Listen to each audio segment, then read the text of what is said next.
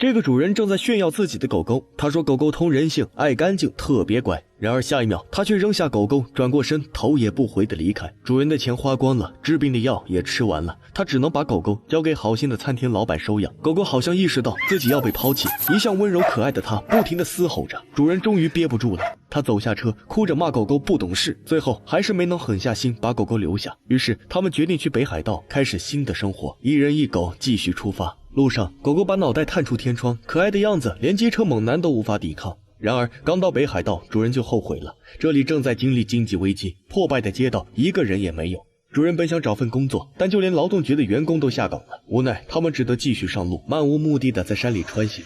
突然，主人一腳剎車，轉進小路，把車開進了樹林。原來主人的病已經到了晚期，走投無路的他現在只想靜靜的在山裡等死。傍晚，一人一狗餓得不行，溜進山裡的露營地翻垃圾吃。聰明的狗狗很快找到一盒肉，主人又找來破盆，給狗狗做了頓簡易版的火鍋。然而第二天，露營地的垃圾全部被收走了，主人只得帶着狗狗去林子裡撿野果充飢。回到車上，主人的病再次發作，狗狗見狀不安地哼了哼，主人卻趕緊安慰狗狗說沒事兒。很快山裡下起了大雪，主人清楚他沒幾天可活了，擔心妻女知道自己死亡的消息，主人把證件丟進火堆，全部燒毀。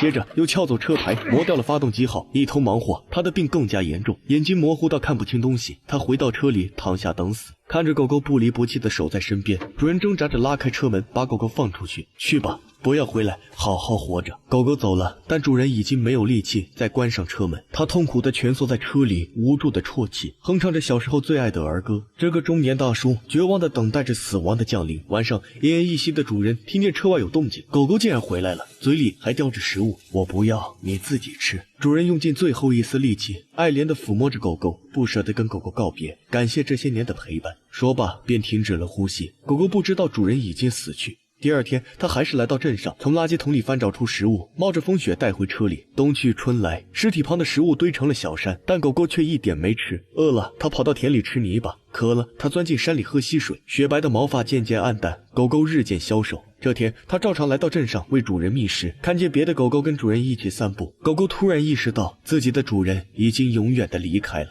瞬間，狗狗失去了全部的力氣，但它實在太餓了。循着香氣，本能驅使狗狗來到露營地。遠遠的，狗狗看見一家人在燒烤，恍惚間，它仿佛看見主人在招呼自己。狗狗向前奔去，卻被誤認為是野狗。男人拿起磚頭，狠狠地砸在狗狗的腿上，又是一塊，打得狗狗頭破血流。受了重傷的狗狗愈發思念主人，它好像又聽到了主人的呼喚，於是不顧傷痛，掙扎着穿過樹林，找到主人的車。它爬進車子，依偎在主人身邊，然後慢慢地閉上了眼睛。現在，狗狗和主人永遠地在一起了。